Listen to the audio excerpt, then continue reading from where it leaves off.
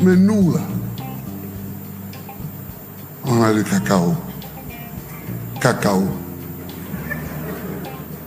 Nous sommes les premiers producteurs de cacao. Et on se promène partout, et moi aussi. Nous sommes les premiers producteurs de cacao.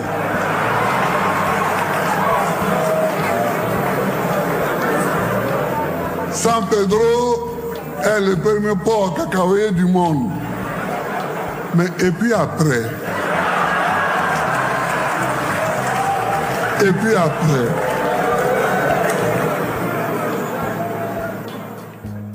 Bonjour et bienvenue sur le podcast du Petit Traité de guerre économique africain. Je suis Patrice Dzionse, un Afro-Caribéen qui investit en Afrique et s'investit pour l'Afrique. Alors j'écoutais une interview très dense de l'ambassadeur de Chine en France, son Excellence Lu Shai, sur la chaîne Thinkerview, et il nous y fut révélé au détour d'une question le secret de ce qui amène une nation à devenir un pays riche puis puissant économiquement. Sky, l'intervieweur, décrivent cette argumentation comme étant la marotte de sa chaîne Thinkerview, comme la mienne qui est celle de la guerre économique. Bien sûr, c'était une évidence que je connaissais déjà, mais l'entendre dire m'a rassuré. M'a rassuré de tout l'intérêt que je vous partage pour la géopolitique et la géostratégie. Les éléments clés de compréhension de ce monde, de ce qui arrive à la communauté afro dans ce monde.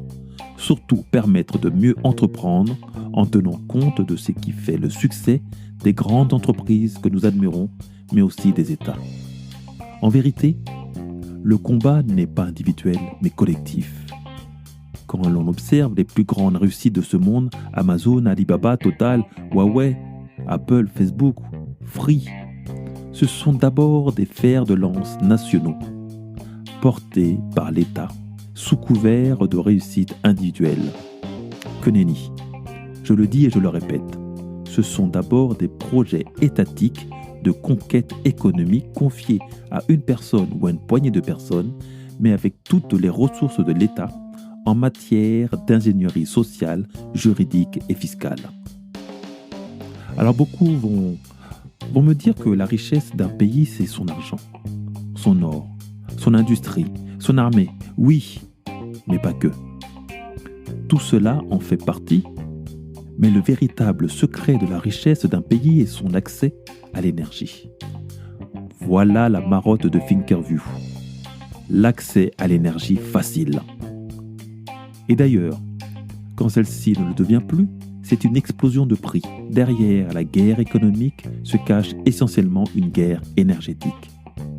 Il y a ceux qui le savent et protègent leurs ressources comme la Russie, et ceux qui ne le savent pas et qui la bradent comme en Afrique. L'énergie. L'énergie, sans elle, rien ne se fait. Rien ne se transforme, rien ne s'échange, rien ne se vend. L'énergie. L'énergie comme vecteur d'économie et de puissance. Finalement, quand on y réfléchit bien, cela en est même évident. Chaque révolution industrielle est liée à la découverte d'une énergie plus performante et plus productive, capable de plus de puissance, de rentabilité et de productivité.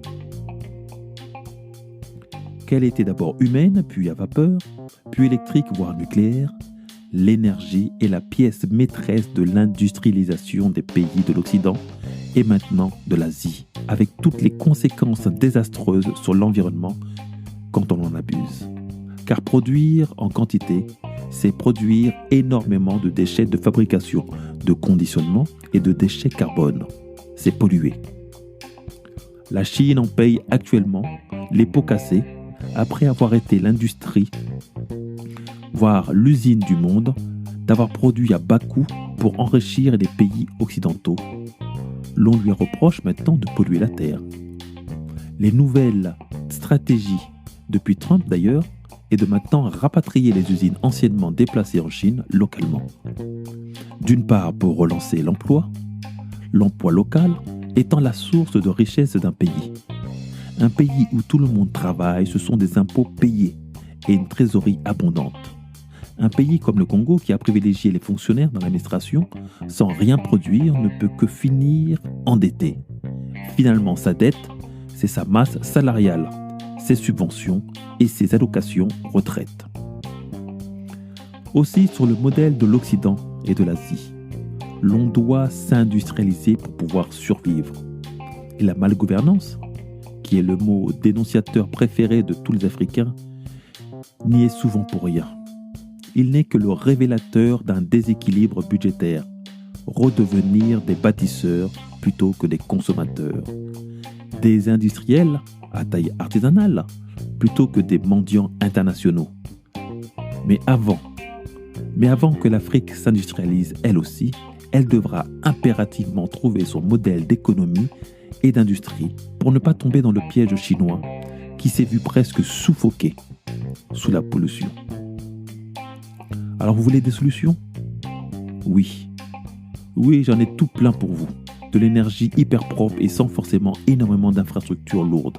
Je vais en énoncer un certain nombre, mais mon souhait c'est que nos autorités se réveillent pour inverser la tendance, se focaliser sur la captation d'énergie et d'énergie facile. C'est la seule et unique clé de notre sortie de crise.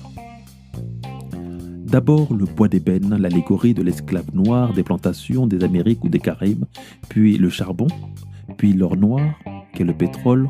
L'on arrive aux énergies renouvelables avec la plaque solaire. La boucle est bouclée.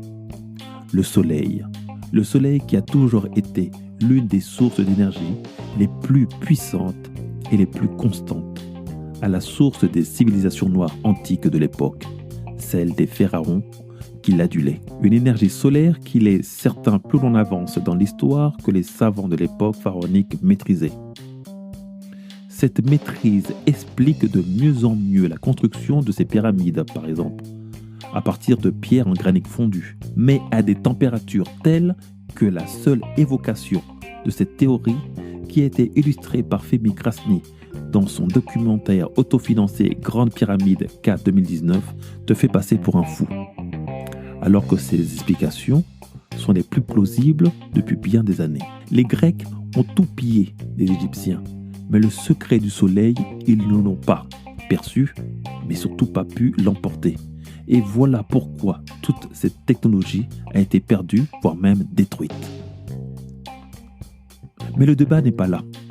Le noir est donc source d'énergie, qu'il soit humain avec sa mélanine, minéral avec le carbone, du charbon et des batteries, ou encore fossile par le pétrole.